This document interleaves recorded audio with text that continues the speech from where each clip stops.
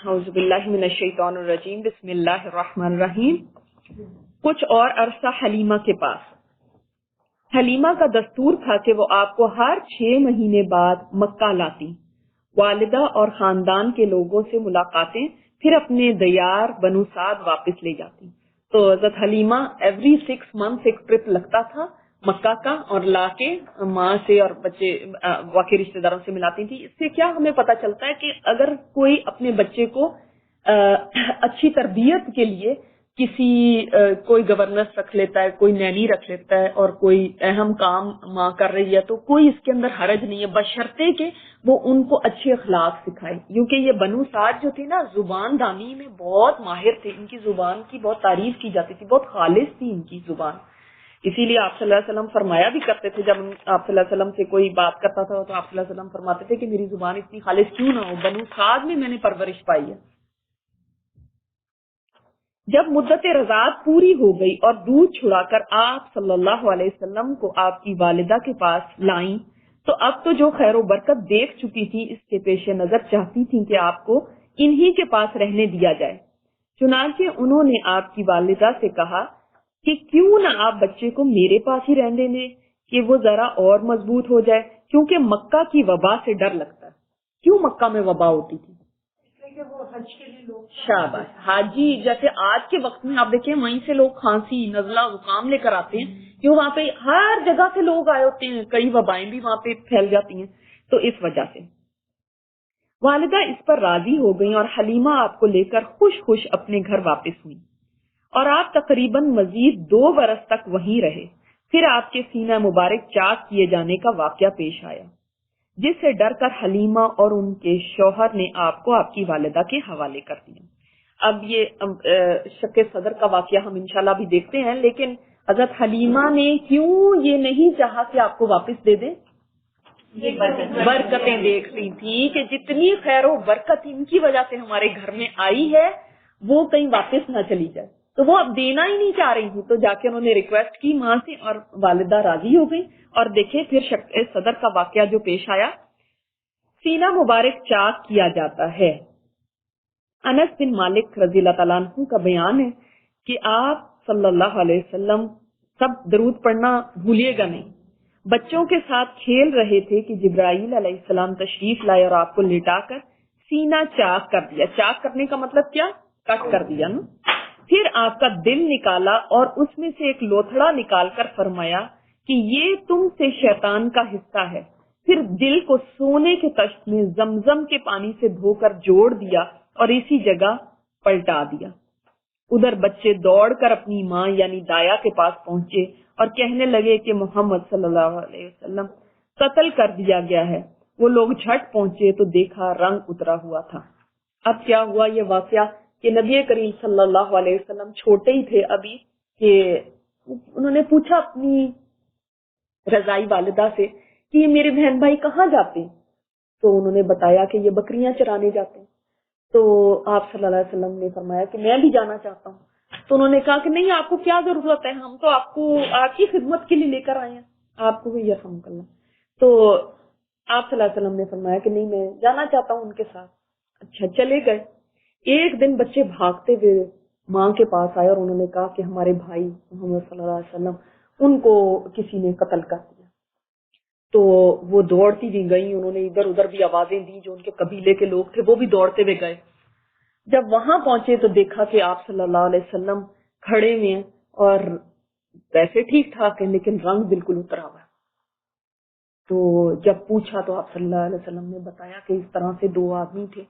تو یہ بھی کہا جاتا ہے، ایک بعض روایات میں آتا ہے کہ آپ نے دیکھا کہ 2 جیسے گدھ کی شکل کے پرندے ہیں، جیسے وہ آئے ہیں، اور ان میں سے ایک دوسرے سے کہتا ہے کہ کیا یہی ہے وہ؟ دوسرا ایسے سر ہلاتا ہے ہاں میں۔ تو پھر وہ آپ صلی اللہ علیہ وسلم کو لٹاتے ہیں، آپ کا سینہ مبارک چاک کرتے ہیں۔ اسی وجہ سے وہ بچے ڈر گئے اور وہ بھاگ گئے۔ اب آپ صلی اللہ علیہ وسلم کا یہ آپریشن ہو رہا ہے اور آپ دیکھ بھی رہے ہیں کہ یہ آپریشن ہو رہا ہے، اور دیکھیں سبحان اللہ کیسا آپریشن ہے کہ نہ کوئی تکلیف نہ کوئی کچھ، اور دل مبارک نکالا اور اس کو صاف کیا اور زمزم کے پانی سے دھویا۔ یہ بات آپ نے نوٹ کی جی کہ پانی جو ہے نا وہ زمزم کا ہی استعمال ہوا، وہ جنت کا پانی نہیں لایا گیا، باقی چیزیں دیکھیں سونے کا تشت ہے اور وہاں سے جو سرجری کے آلات ہیں وہ تو جنت سے آئے اور پانی، بالکل بالکل، تو اس سے دھویا گیا دل مبارک کو. آج بھی دل دھونے ہیں، زمزم پیو. تو پھر اس کے بعد آپ صلی اللہ علیہ وسلم کا سینہ جو ہے وہ سی دیا گیا، سینہ مبارک کو سی دیا گیا، جس کا نشان بھی تھا. کیونکہ آگے یہی بات ہے کہ انس رضی اللہ تعالیٰ عنہ کا بیان ہے کہ میں نبی کریم صلی اللہ علیہ وسلم کے سینے پر سلائی کا اثر دیکھا کرتا تھا، ایک سلائی کا اثر تھا. اچھا مجھے یہ بتائیں، جہاں پر اللہ تعالیٰ نے یہ سارا ایک معجزہ ہی ہوا نا، کون ہوتا ہے کہ جس کا سٹچز لگے ہوں، دل کو آپریشن ہو اور وہ کھڑا ہو جائے بندہ؟ لیکن آپ صلی اللہ علیہ وسلم کا اتنا بڑا ایک آپریشن ہوا اور کھڑے ہوئے ہیں وہاں پہ. اللہ تعالیٰ چاہتا تو یہ سلائی کا نشان مٹا دیتا، کیوں نہیں مٹایا؟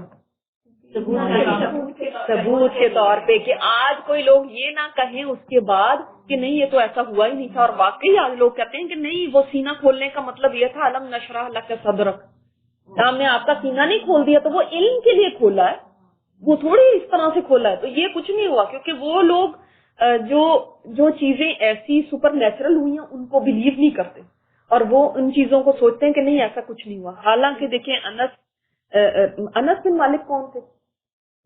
صحابی تو تھے. کون تھے؟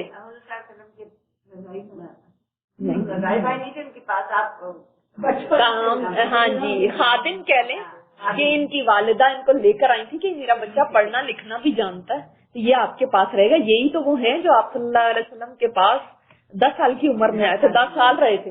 اور یہ فرماتے ہیں نا کہ آپ صلی اللہ علیہ وسلم نے کبھی مجھے اف تک نہیں کہا، کبھی یہ نہیں کہا یہ کام تم نے کیوں کیا اور یہ کیوں نہیں کیا. جی، ان کی سب سے لمبی عمر بھی ہوئی تھی. تو ان کا بیان ہے، کیونکہ ایک گھر میں ہوتا ہے نا بندہ تو وہ زیادہ دیکھ پاتا ہے. تو وہ فرماتے تھے کہ میں نے سلائی کا نشان باقاعدہ دیکھا. اللہ تعالیٰ نے پہلے ہی سکھا دیا. جی بالکل بالکل. اور دیکھیں یہ بھی ایک بات ہے، اس میں یہ روایات میں آتا ہے کہ اس وقت پھر وہ ایک نے دوسرے سے کہا، جو وہ دو آئے ہوئے تھے تو ایک نے دوسرے سے کہا، جب اچھا سلائی کر دی اور مہر نبوت لگا دی، اور ایک نے دوسرے سے کہا کہ ایک پلڑے میں ان کو رکھو اور ایک میں ان کی امت کے 1000 آدمیوں کو رکھو، تو یہ ان میں زیادہ وزنی ہوں گے. تو اور اس نے کہا کہ اگر ان کے مقابلے میں ان کی پوری امت کو بھی رکھ دیا جائے تو ان کا پلڑا تب بھی بھاری ہوگا. یعنی آپ صلی اللہ علیہ وسلم کی عبادت، آپ کی سخاوت، آپ کی سیرت، آپ کا کردار، آپ کی جو خوبیاں ہیں نا وہ اتنی زیادہ ہے کہ آپ صلی اللہ علیہ وسلم کی پوری امت ایک پلڑے میں ہو اور ایک میں آپ صلی اللہ علیہ وسلم اکیلے ہوں تو آپ صلی اللہ علیہ وسلم وزنی ہوں. وہی جو دو آئے تھے ماں کی آغوش محبت میں. اچھا پھر اب جب یہ واقعہ ہو گیا تو اس واقعے کے بعد آپ صلی اللہ علیہ وسلم کو مکہ پہنچا دیا گیا. کیوں مکہ پہنچایا گیا؟ ڈر گئے وہ کہ یہ نہ ہو یہ ہمارے پاس امانت ہے. ایسے کسی کا بچہ، ہم بھی کسی کا بچہ رکھتے ہوئے کتنا ڈرتے ہیں کہ کسی کے بچے کو کوئی مسئلہ ہو گیا تو ہمارے اوپر ایک شامت آ جائے گی. اور آپ نے اپنی ماں کے سایہ محبت میں اپنے خاندان کے اندر کوئی 2 برس گزارے، بس یہ صرف 2 سال ہی گزارے تھے. پھر والدہ، دادا اور ام ایمن کے ساتھ مدینہ کا سفر کیا. دادا کون ہے؟ عبد المطلب. اور والدہ آمنہ. اور ام ایمن کون ہے؟ جو دائی کہہ لیں گود کھلاتی تھی، ٹھیک ہے، خادمہ تھی. ان 3 کے ساتھ مدینہ کا سفر کیا، جہاں آپ کے والد کی قبر بھی تھی اور دادا کا ننیال تھا. کیسے تھا دادا کا ننیال؟ ابھی جو میں نے بات آپ سے پوچھی ہے، ہاں، ہاشم نے وہاں پہ شادی کی تھی اور عبد المطلب پیدا ہوئے تھے، تو عبد المطلب کا تو بچپن وہاں گزرا تھا، تو ان کی بھی روٹس وہاں پہ ہیں. اور حضرت بی بی آمنہ دیکھنے گئی ہیں اپنے ہسبینڈ کی قبر. آپ مدینہ میں 1 ماہ رہ کر واپس ہوئے تو راستے میں آپ کی والدہ بیمار ہو گئی اور ابا پہنچ کر رحلت کر گئی، یعنی فوت ہو گئی. وہیں انہیں بھی دفن کر دیا گیا، جہاں پہ بیمار ہوئی تھی وہاں پہ ان کو دفن کر دیا گیا. اب دادا کے سایہ شفقت میں اچھا یہ بھی ایک بات کہی جاتی ہے کہ مدینہ میں بھی جہاں جہاں سے آپ یعنی گئے تو آپ صلی اللہ علیہ وسلم کی وہاں پہ شہرت ہوئی تو یہودی راہب آ گئے دیکھنے اور کہنے لگے یہ تو اس امت کا لگتا ہے نبی آ گیا، یعنی وہاں پہ بھی آپ صلی اللہ علیہ وسلم کی شہرت ہو گئی تھی. تو یہ ابا کدھر ہے؟ یہ مکہ اور مدینہ کے درمیان ایک جگہ ہے. جی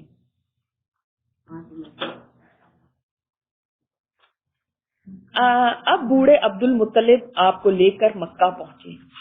ان کے دل پر آپ کی اس نئی مصیبت کے احساس کا گہرا زخم تھا. نئی کون سی مصیبت ہو گئی؟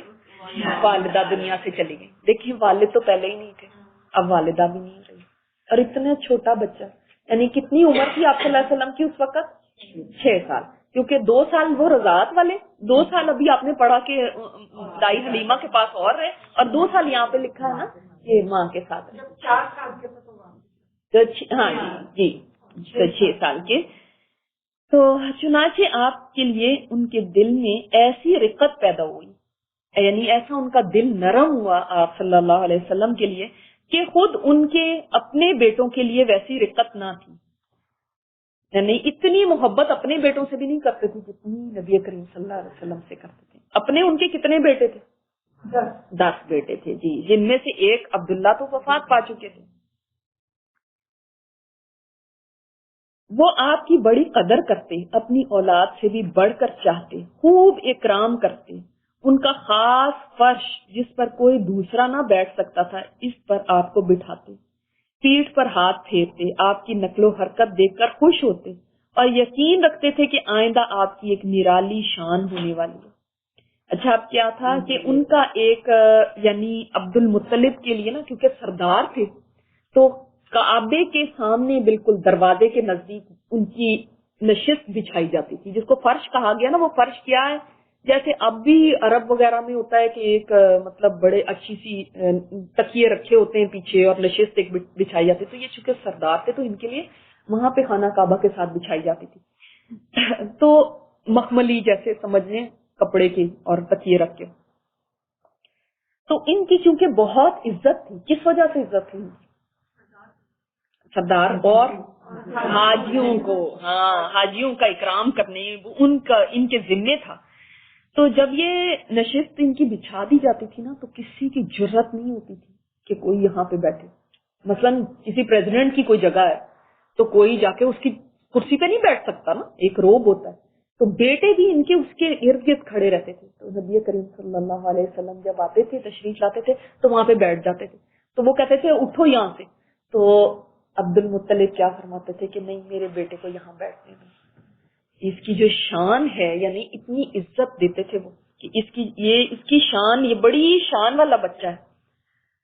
تو آپ اس سے سوچیں کہ اللہ تعالیٰ نے سبحان اللہ وہاں پہ بٹھا کے آپ صلی اللہ علیہ وسلم کو ایک طرح سے سرداری کے آداب بھی سکھا دیے.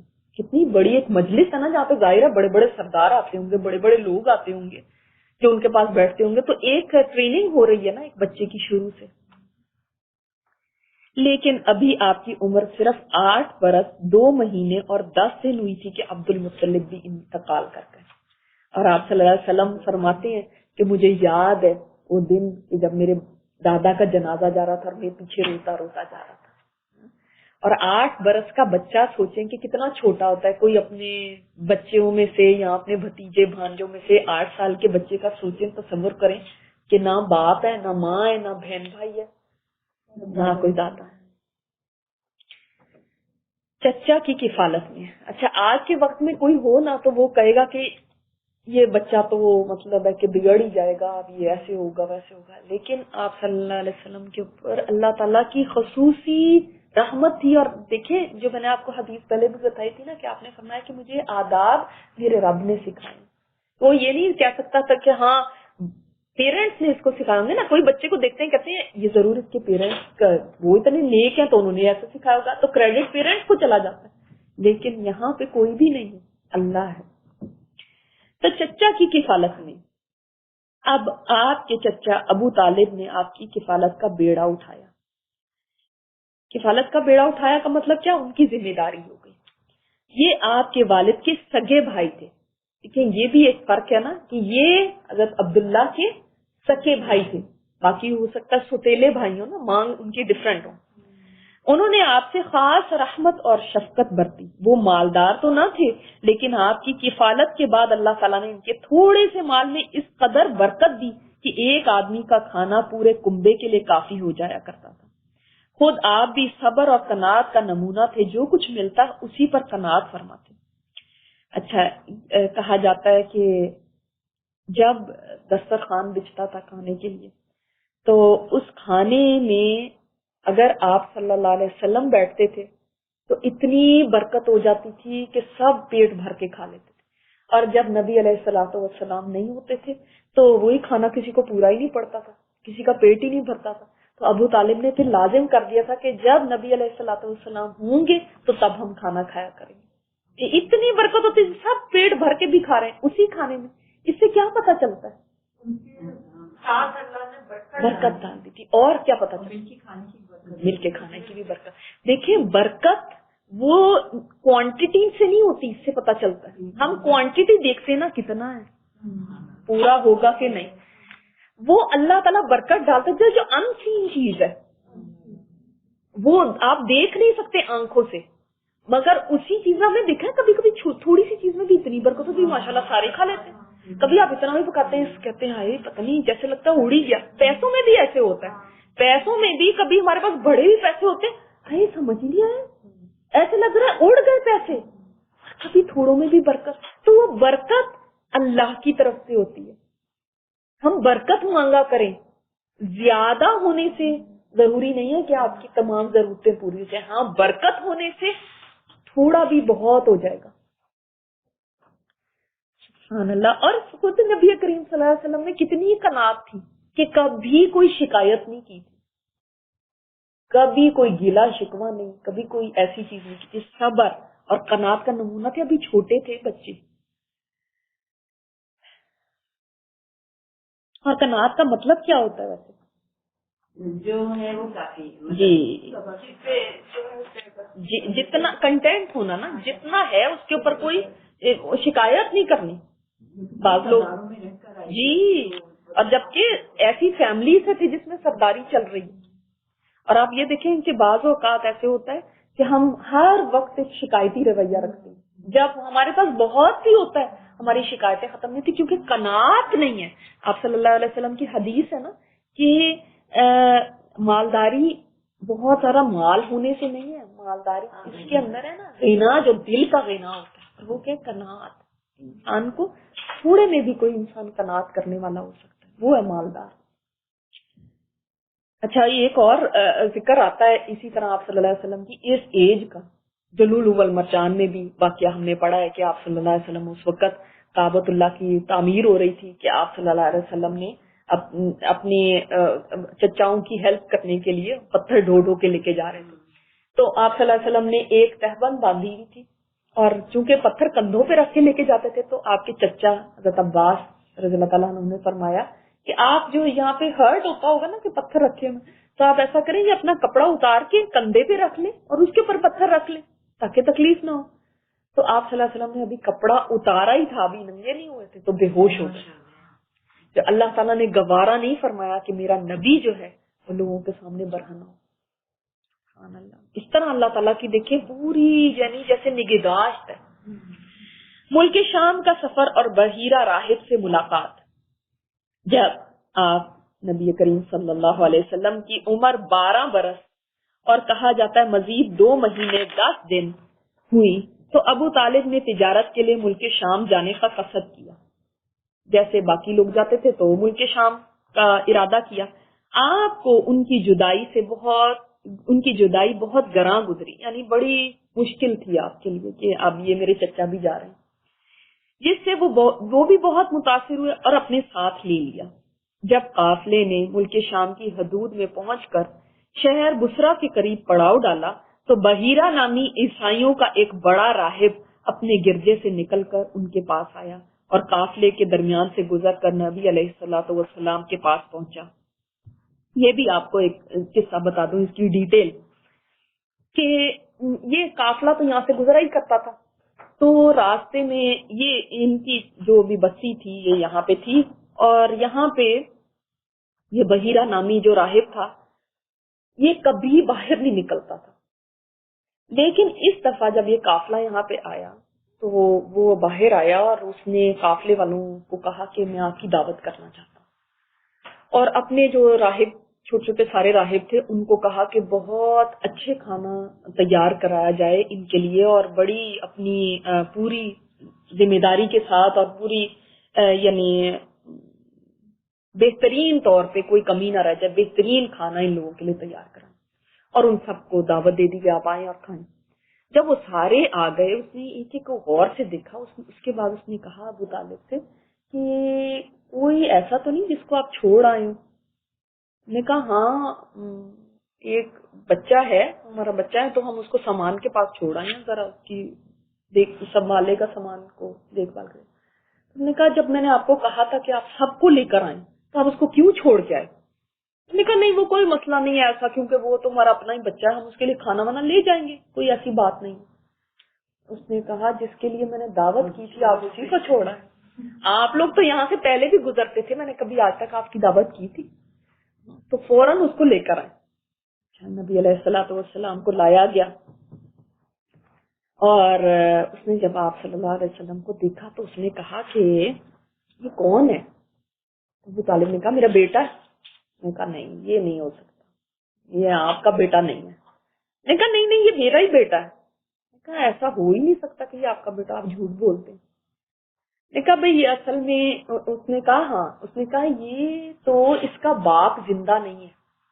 نے کہا ہاں یہ میرے بھائی کا بیٹا ہے، وہ فوت ہو گئے، تو اس طرح سے میں اس کا چچا ہوں تو میرا ہی بیٹا ہو گیا۔ تو اس نے کہا کہ ہاں یہ تو یہی اسی طرح ہے کہ اس کا باپ زندہ نہیں ہوگا۔ اور پھر اس نے آپ صلی اللہ علیہ وسلم سے پوچھا کہ آپ کا نام کیا ہے؟ آپ صلی اللہ علیہ وسلم نے بتایا۔ اس نے پھر کہا کہ آپ کو لات اور عزا کی قسم ہے کہ میں جو آپ سے پوچھوں نا آپ اس کا صحیح صحیح جواب دیں۔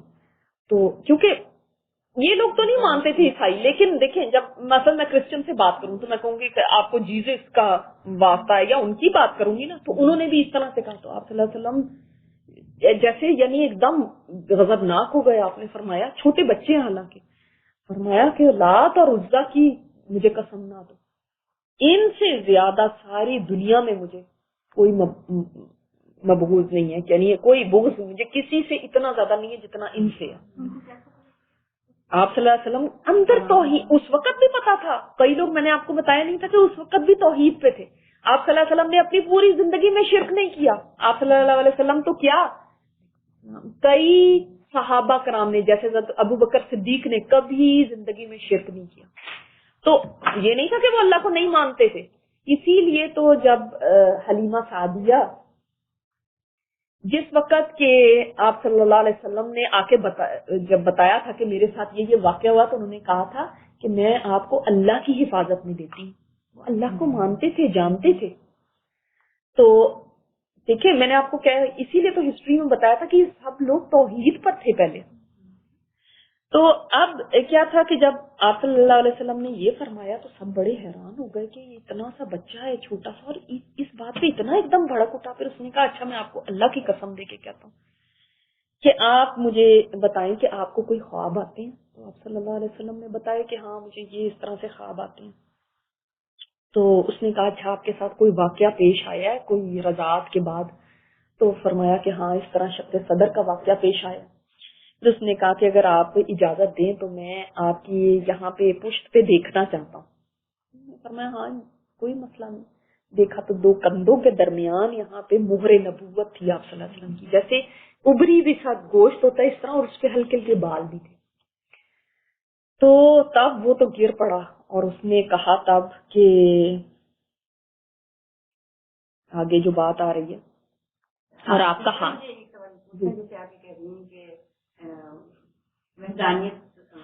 مطلب آپ کے نسل میں تھی، تو کیا آپ کے نسل میں کوئی مشرک یا مطلب نہیں تھے؟ شرک تو کرتے تھے، شرک تو کرتے تھے، ہاں شرک کرتے تھے، ہاں شرک کرتے تھے، ایسا نہیں تھا کہ توحید کیوں کرتے، مگر وہ اللہ تعالیٰ کو جانتے تھے، ان کو پتا تھا کہ ایک اللہ ہے، یہ ہیں مگر یہ اللہ تعالیٰ کے پیارے ہیں اور یہ اس کے ہاں ہماری سفارشیں کریں گے، یہی تو ان کا عقیدہ تھا نا.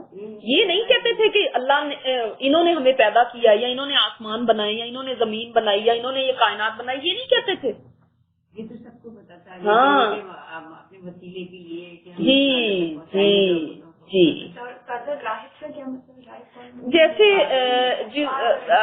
نہیں جو یہ جو نکل کے جنگلوں میں جا کے عبادت شروع کر دیتے ہیں, دنیا کو چھوڑ دیتے ہیں نا, ترک دنیا کرنے والے, بالکل ان کا نا دنیا سے کوئی تعلق نہیں رکھتے عبادت. یہ کرسچینٹی میں بہت زیادہ تھا نا, کہ آج بھی دیکھیں اسی کی یہ کنٹینیویشن ہے کہ ننز ہیں تو نہ وہ شادی کرتی ہیں نہ وہ کسی کو, اور یہ جو ان کے وہ ہیں فادر جو ان کو کہتے ہیں وہ بھی اس طرح. اب تو یہ دنیا میں گھل مل کے رہنا شروع ہوئے. اس وقت نکل جاتے تھے, بالکل جنگلوں میں جا کے رہتے تھے, دنیا سے کوئی تعلق نہیں, بس اللہ اللہ کر رہے ہیں سارا وقت. لیکن دیکھیں اسی لیے اللہ تعالیٰ نے قرآن پاک میں فرمایا نا کہ یہ آپ کو پہچانتے ہیں. دیکھیں ان کے راہب نے آ کے یہ کہا, آپ صلی اللہ علیہ وسلم کا ہاتھ پکڑ کر کہنے لگا یہ دنیا کے سردار ہیں, نمبر 1. نمبر 2 پروردگار عالم کے رسول ہیں, اس نے یہ بھی کنفیس کیا. نمبر 3 اللہ انہیں رحمت عالم بنا کر بھیجے گا. نمبر 3 یہ بات, 3 چیزیں اس نے کہی اور تینوں بالکل صحیح چیزیں تھیں. دنیا کے سردار, اللہ کے رسول اور رحمت للعالمین. اس وقت اس نے کہا جب آپ صلی اللہ علیہ وسلم ابھی بچے ہیں. اتنا علم تھا کیونکہ عیسیٰ علیہ السلام کے ذریعے پہنچا ہوا تھا. جی دیکھیں لوگوں نے کہا آپ کو یہ کیسے معلوم ہوا؟ اس نے کہا اچھا بھی دیکھیں اس کی بھی بات, کتنا عقل مند تھا. اس نے کہا تم لوگ جب گھاٹی سے ادھر ظاہر ہوئے تو کوئی پتھر یا درخت ایسا نہ بچا جو سجدہ کے لیے جھک نہ گیا. یہ حال تھا, کوئی پتھر کوئی درخت ایسا نہیں بچا تھا جو سجدے میں نہ چلا گیا. یہ بھی کہا جاتا ہے کہ جب آپ صلی اللہ علیہ وسلم واپس پلٹے تھے نا تو ایک درخت کے نیچے بیٹھ گئے جا کے. تو اس راہب نے ابو طالب سے کہا کہ وہ دیکھو, اور دیکھا جب تو وہ جو اس کی ٹہنیاں تھی ایک دم ساری ملنا شروع ہو گئی آپ صلی اللہ علیہ وسلم کے اوپر سایہ کرنے کے لیے. سبحان اللہ. اور اس نے کہا کہ اس درخت کے نیچے آخری دفعہ عیسیٰ علیہ السلام بیٹھے تھے اور انہوں نے فرمایا تھا کہ میرے بعد اس کے نیچے ایک نبی بیٹھے گا. یہ نبی ہیں جی. اور یہ دونوں چیزیں نبی کے علاوہ کسی اور کو سجدہ نہیں کرتی.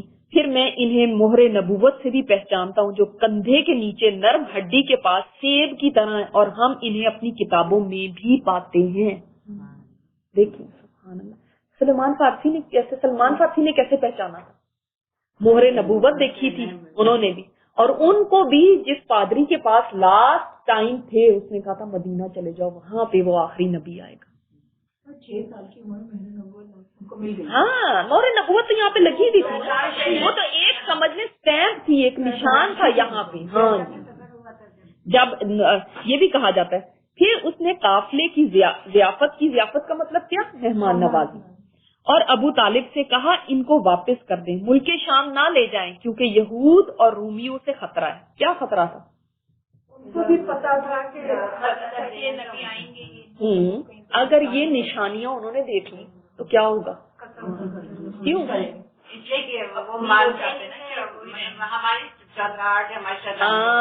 ان کو پتا چل جائے گا یہ بنی اسرائیل میں تو آیا نہیں نبی آخری, اوہ یہ تو عربوں میں پیدا ہو گیا.